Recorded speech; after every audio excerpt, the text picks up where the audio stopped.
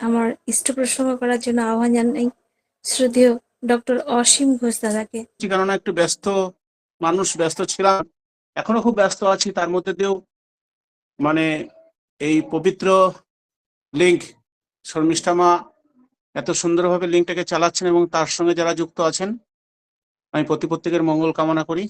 আর শর্মিষ্ঠা মা একজন ভক্ত মানুষ, উনি ইষ্টপ্রাণ এবং ওনার মধ্যে যে ভক্তি ভাব আছে, আর উনি যেমন ভাবেই আমাকে যেদিন যখনই বলেছেন কোনোদিনও না বলতে পারিনি, কারণ ওনার মধ্যে যে ভক্তিভাব আছে আমার খুব ভালো লাগে। তাই ইতিপূর্বে শ্রদ্ধা মা অতি সুন্দরভাবে গুরুর জীবনে প্রয়োজনীয়তা বিষয়ে তিনি তুলে ধরছিলেন। আদর্শ ছাড়া মানুষ সম্পূর্ণ পরিপূর্ণ একটা মানুষ হয়ে উঠতে পারে না। এত সুন্দর আলোচনা করছিলেন, আরো শুনতে ইচ্ছা করছিল। আমি হয়তো ব্যস্ততার মধ্যে কতটুকু বলতে পারবো জানি না, তবে চেষ্টা করছি আপনাদের সামনে তার কথা তুলে ধরার। তাই আমি একটা বাস্তব কথাগুলো দুটো বলি। আমি মর্নিং ওয়াক করতে যাচ্ছি 2022 সালে। একজন আমার অতি পরিচিত ব্যক্তি, সে বলছেন, ডাক্তারবাবু আপনাকে নিমন্ত্রণ কার্ড দিতে এসেছি। কি হলো?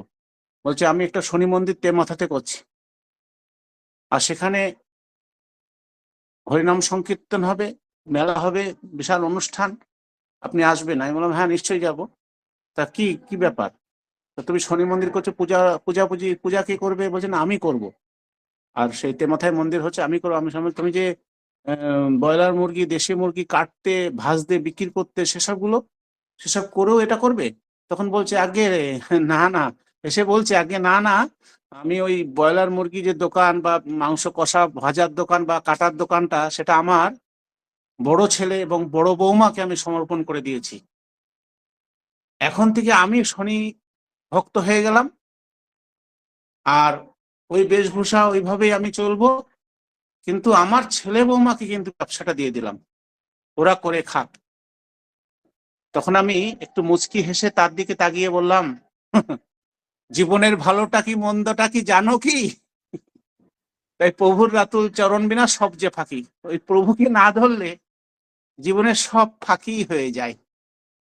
তাই ওই শেষের সেদিন ভয়ঙ্কর। তাই আসল কথাটাই হচ্ছে, সেদিন একদিন কোভিডের সময় সিচুয়েশন যখন ভয়ঙ্কর পরিস্থিতি, সেই সময়তে হঠাৎ রাত 1টার সময় আমার পরিচিত একটা বাড়িতে দীক্ষা দিয়েছিলাম। ছেলেটা আর্মির চাকরি করে কাশ্মীর বর্ডারে, বড় ভাই এবং বাবা এসেছেন, ছোট ভাইয়ের বন্ধুরা এবং বড় ভাইয়ের আর্মি বন্ধুরা এসেছেন এক গাড়ি করে, টাটা সুমো গাড়ি করে এসেছেন। কলিং বেল চিপতে দরজা খুলতেই কি হয়েছে, তখন ছোট ভাইকে চ্যাংকোলা করে এনে বেডে শোয়ালেন। বলছেন ডাক্তারবাবু আমার ভাই অসুস্থ। কেন? না আজকে 3 দিন ধরে ড্রিঙ্ক করছে, ভাত টাত খাওয়া দাওয়া করে না, সেন্স আউট হয়ে গেছে। যাই হোক, ব্যবস্থা চলছে। তখন বড় ভাই এসে বলছে ডাক্তারবাবু আমার ভাইকে মদ ছাড়াতে হবে। আমি তখন হ্যাঁ অবশ্যই ছাড়ানো যাবে, তাকে সেইভাবে সেই ইয়েতে রাখলে অবশ্যই হবে। একজন খারাপ মানুষ যে খারাপই থাকবে তা নয়, ভালো হবেই অবশ্যই, যদি আমরা তার সঙ্গে সে ভালোটুকু তার সামনে তুলে ধরি, জীবনের ভালোটা যদি তুলে ধরি, অবশ্যই সে বদলাবে, আজ না হোক কাল। তখন বড় ভাই কিন্তু সে কিন্তু সম্পূর্ণভাবে লোড আছে, এবং তার বন্ধুরা এসেছে, তারা যে কথা বলছে তারাও লোড, এবং ছোট ভাইয়ের বন্ধুরা এসে আমাকে রিকোয়েস্ট করছে, তাদের মুখ দিয়ে অজস্র খারাপ গন্ধ বেরোচ্ছে, এবং পেশেন্টটা তো অবশ্যই খারাপ। তারপরে অবশেষে তার বাবা হাত জোড় করে এসে বলছে, আগে আপনি আমার বাঁচান, আমার ছোট ছেলেকে। ভালো হবে বলে বিয়ে দিলাম, নাতি নাতনি হলো, কিন্তু ছেলেটা বদলালো না। আপনি একটু চেষ্টা করুন ডাক্তার, কি করে বদলাবে? বাবা কিন্তু আরো হেভি পরিমাণে ওভারলোড হয়ে আমার সামনে দাঁড়িয়ে নিজের ব্যালেন্স রাখতে পারছে না। তাই তখন আমার মনে মনে সেই কথাটাই আমি ভাবলাম, মানে বাঁচাবে কে? এই পরিবারকে বাঁচানোর জন্য, সদস্যদেরকে বাঁচানোর জন্য যারা অন্য অন্য মেম্বাররা আছেন তারা তো আজকে অসুস্থ। তাই ঠাকুরের একটা বাণী আছে না, সত্যানুসরণে, তুমি যদি অসৎ হও তোমার দেখা দেখি হাজার হাজার লোক অসৎ হয়ে পড়বে, আর তুমি যদি সৎ হও সবাই সৎ হয়ে পড়বে, আর অসৎ হলে কিন্তু সমবেদনা জানানোর আমার কেউ থাকবে না। তাই শ্রী শ্রী বরদা সেদিন ওই কথা প্রসঙ্গে ভক্তদের সঙ্গে বলছেন, দুই বন্ধু তারা, একটা বন্ধু চুরি চামড়াটি করে, মদ খায়, বাজে গ্রামের লোকদের সঙ্গে ব্যবহার করে বেড়ায়, আর একটা বন্ধু সে গ্রামের লোকের উপকার করে, সৎভাবে চলে, সৎসঙ্গ করে বেড়ায়, লোকের মঙ্গল করে বেড়ায়। হঠাৎ একদিন ঝড় তুফান হচ্ছে, অসৎ বন্ধুটা কি করছে, সে গাছতলায় বসে বিভিন্ন পার্টি করছে, ড্রিঙ্ক করছে, গাছের একটা বড় ডাল ভেঙে তার মাথায় পড়লো, সে অসৎ বন্ধুর মাথায়। তখন তার সঙ্গে যারা ছিল তারা তো ওভারলোড হয়ে গেছে নানা রকম নেশা মদ্যপ পান করে, তারা কিন্তু তাদের তাদের নিজেদেরই ব্যালেন্স নেই, তারা কি করে সে বন্ধুকে বাঁচাবে, তারা সেখানে যে যার মতন পড়ে রয়েছে। তখন কিন্তু সেই সৎ বন্ধুটা ছুটতে ছুটতে এসে সে অসৎ বন্ধুকে বাঁচালো এবং সবাইকে বাঁচালো। তাই সৎ যদি হয় সঙ্গ তোমার, ভাব যদি হয় মহান উচ্চ, বিশ্বদ্বারে সাধনা তোমার, হবে না ব্যর্থ, হবে না তুচ্ছ। আমরা সত্যিকারে কিন্তু মানে ধর্মটা, আসল কথাটা হচ্ছে বাঁচা আর বাড়া। ধর্ম মানে কিন্তু মানুষ কিন্তু ভুল বুঝছে আজকাল। ঠাকুর অনুকূলচন্দ্র বা আচার্য পরম্পরা কিন্তু মানুষকে সেই শিক্ষাটা দেন না, জীবনের বাঁচা বাড়ার শিক্ষাটাই তারা দিচ্ছেন। জীবনে বাঁচা কি করে যায়, বাড়া কি করে যায়, সেই শিক্ষাটাই দিচ্ছেন। সেদিন যখন উড়িষ্যার একটা ঘটনা, একজন ব্যক্তি তার পরিবার, তার স্ত্রী, তার পুত্র, তার সে মেয়েকে নিয়ে যখন দেওঘর অভিমুখে করছেন কটক থেকে, তখন হঠাৎ কোনো কারণে বাবা মা শুয়ে পড়েছে, তার একমাত্র তাদের ছেলেটা ট্রেন থেকে কোনো স্টেশনে নেমে পড়েছে, খুঁজে পাওয়া যাচ্ছে না। ঘুম ভাঙতেই বাবা মা ছেলেকে পাচ্ছে না বলে চিৎকার চেঁচামেচি ট্রেনের মধ্যে। হঠাৎ একজন টিটি মহাশয় এসে সেই ছেলেটাকে হাত ধরে নিয়ে তার বাবা মার কাছে তুলে ধরলেন এবং তারা দেওঘর অভিমুখে যাবেন। তখন ছেলেটা যখন বাবা মার কাছে পৌঁছে খুব খুশি হলো, বলছে বাবা তোকে এনে দিল কি আমাদের কাছে? বলছে ওই তো টিটি। তো বলছে টিটিটা কোথায় গেল? বলছে আর খুঁজে পাওয়া যাচ্ছে না। তখন দেওঘর ধামে যখন পৌঁছেছেন, শ্রী শ্রী বড়দা বসে আছেন, সেই ছোট্ট ছেলেটা বড়দার দিকে আঙুল তুলে বলছে বাবা বাবা, এই তো গতকাল রাত্রে এই টিটিটাই আমাকে বাঁচিয়েছিল, এই টিটিটাই আমাকে এনে দিয়েছিল তোমাদের কাছে। তার বিপক পথে হাত ধরে যে চলার কায়দা শিখিয়ে দেয় তাকেই যেন গুরু বলে, অভয় পথে সেই তো নেয়। তাই সত্যিকারের মানে আমি যদি অসৎ হই, আমার দেখা দেখি হাজার হাজার লোক অসৎ হয়ে পড়বে। তাই একজন সাধু তিনি প্রবচন দিয়ে বেড়ান। এই আজকে আমার এখানে একজন পালা হচ্ছে উড়িষ্যায়, এখানে পালা গান হচ্ছে, প্রবচন হবে, আমার এখান থেকে 50 মিটার দূরেও না, আমার বাড়ির পাশে হচ্ছে, চেঁচামেচি হচ্ছে, খোলকবজি বাজে, প্রবচন চলছে। তো একজন বাবা প্রবচন দিতে এসেছেন, গ্রামে গ্রামে দিয়ে বেড়ান, তার খুব সুনাম প্রবচনে। হঠাৎ তার স্ত্রী যখন পুকুরে স্নান করতে গেছেন, তার কাছে অনেক পাড়া পড়শি বলে, এই তোর স্বামী অত প্রবচন দেয়, ভালো দেয়, তুই তো মাছ মাংস খাস, তুই স্বামীর কথা শুনিস না, স্বামীকে বিরোধ করিস, তোর স্বামী নিরামিষ খায়, আতপ চাল ঘি সবজি খেয়ে থাকে, আর তুই মাছ মাংস খাস স্বামীর পাশে বসে, তোর লজ্জা করে না? তোর স্বামী এত সুন্দর প্রবচন দেয়। তখন সেই বউটা ভাবছে, আমি তো দীর্ঘদিন স্বামীর সঙ্গে অন্যায় অত্যাচার করেছি, আজকে তো পাশের গ্রামেই আমার স্বামী প্রবচন দিতে যাবে, আমি সেখানে একটু দেখতে যাব, দূরের থেকে পিছনে বসে বড় ঘুমটা টেনে বসে থাকবো, যাতে আমার স্বামী আমাকে বুঝতে পারে না আমি ওর বিরোধ করি, ওর প্রবচন শুনতে গেছি, আজকে দেখি কেমন কান্না পায় আমার লোক, কেমন কাঁদে। তাই স্ত্রী তো দেখতে যাবে বলে প্রতিজ্ঞা করেছেন, এবং স্বামী শ্রাবণ মাস সেদিন জমির আল দিয়ে যখন পাশের গ্রামে প্রবচন দিতে যাচ্ছেন, জমির আল দিয়ে যেতে যেতে শ্রাবণ মাসের দিনে ওই জমিতে জল জমেছে, চাষিরা সব কাদার মধ্যে থেকে কি যেন তুলে তুলে ব্যাগে ভরছে। তখন ওই প্রবচক যিনি বক্তা তিনি বলছেন, আগে আপনারা চাষি ভাই, তোমরা ভাই আপনারা কি হচ্ছেন? তখন চাষিরা বলে, আমরা কাঁকড়া ধরছি। ছোট ছোট কাঁকড়া দেখে বলছে, আরে এই কাঁকড়া তো আমার স্ত্রী খুব প্রিয়, কি করে নিয়ে যায়, কোথায় নিই? কোথাও পাচ্ছে না। অবশেষে নামের মালার থলির মধ্যে, ছোট করে বলে দিই, নামের মালার থলির মধ্যে তিনি ওই কিছু কয়েক কাঁকড়া উনি ধরে নিলেন এবং বললেন, এই নামের মালার থলির মধ্যে থাক, বাড়িকে বউকে আমি তার সামনে ধরতে, সে আমার বউ খুশি হয়ে যাবে, আনন্দ পাবে, কাঁকড়া ভালোবাসে বলে। প্রবচন দিতে গেছেন, নামের মালার থলির সামনে রেখে যখন উনি প্রবচন দিচ্ছেন, ওনার বউ কিন্তু পিছনে বসে লুকিয়ে স্বামীর প্রবচন চলছে। হঠাৎ ওই নামের ঝোলাটা কিন্তু চলতে আরম্ভ করে দিয়েছে। তখন সেই গুরুদেব কিন্তু মনে মনে ভাবছি, এই যে সর্বনাশ, এই নামের ঝোলার মধ্যে আমি তো কাঁকড়া এনেছি গোটা কয়েক, কাঁকড়াগুলো হাঁটা ধরেছে, তাহলে এখন নামের ঝোলা যদি লোকে যদি খোঁজ খবর নিয়ে খুলে ফেলে, আমি তো ইজ্জত হয়ে যাব, আমার আশ্রম চলে যাবে, আমি ধরা পড়ে যাব, তখন কি করে?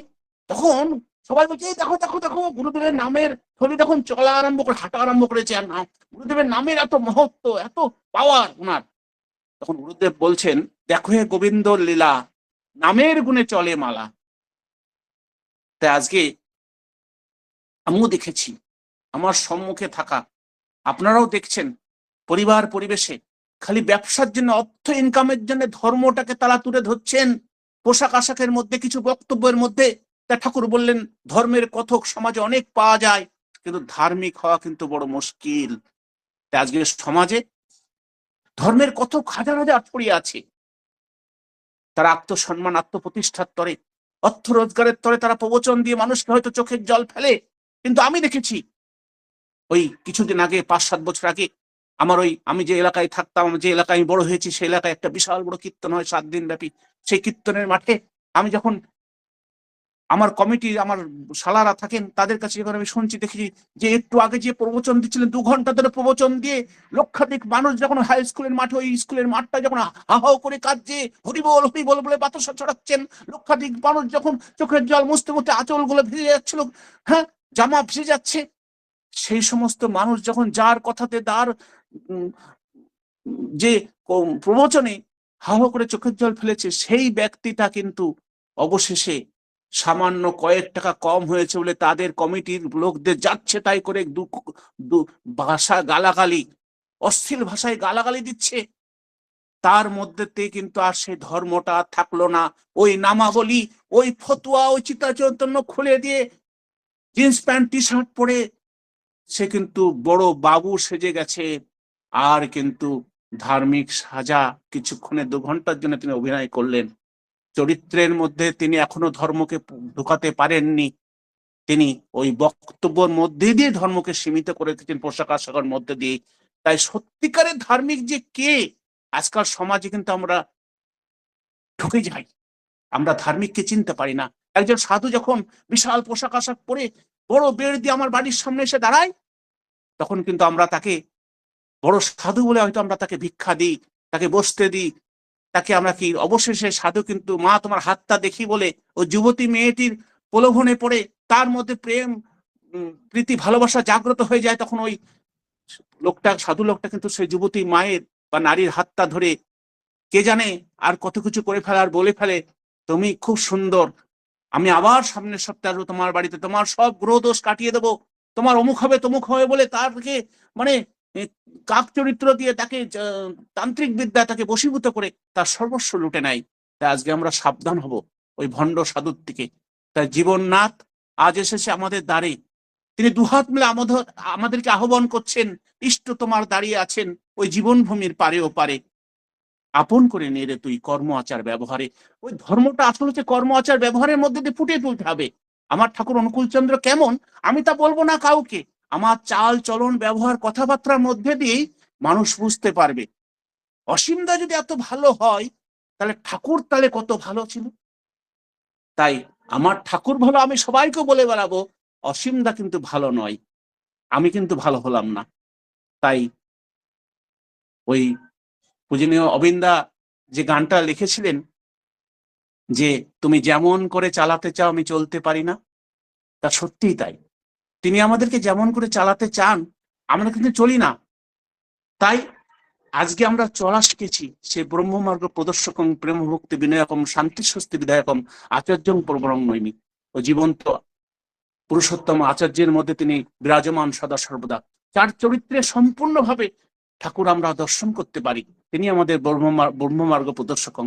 তাই তার স্মরণে, তার দর্শনে, তার সঙ্গ করে আমরা যেন ঠাকুরকে জীবন্ত তার মধ্যে দেখতে পাই। তাই আসুন, এখনো যারা এখন দেওঘর ধামে যাননি, পুরুষোত্তমের ধামে যাননি, গুরু আশ্রমে যাননি, তারা চলুন, সবাই সেই আচার্য পরম্পরার সঙ্গে যুক্ত থাকুন, তার কথা শুনুন, তার সঙ্গ করুন, দেখবে জীবনে আরো সেই ঈশ্বর ভাব, সে প্রেম প্রীতি শ্রদ্ধা ভক্তি আমাদের মধ্যে সঞ্চারিত হবে, আমাদের মধ্যে ভালোবাসা সঞ্চারিত হবে।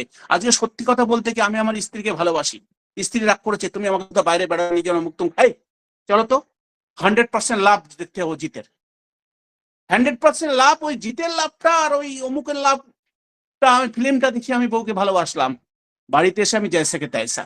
তা আমার মধ্যে সম্পূর্ণ ভালোবাসাটা আমি স্ত্রীকে এখনো দিতে পারিনি, আমার সম্পূর্ণ স্নেহটা আমি সন্তানের প্রতি দিতে পারিনি, আমার ভক্তি শ্রদ্ধা আমি পিতা মাতার প্রতি দিতে পারিনি।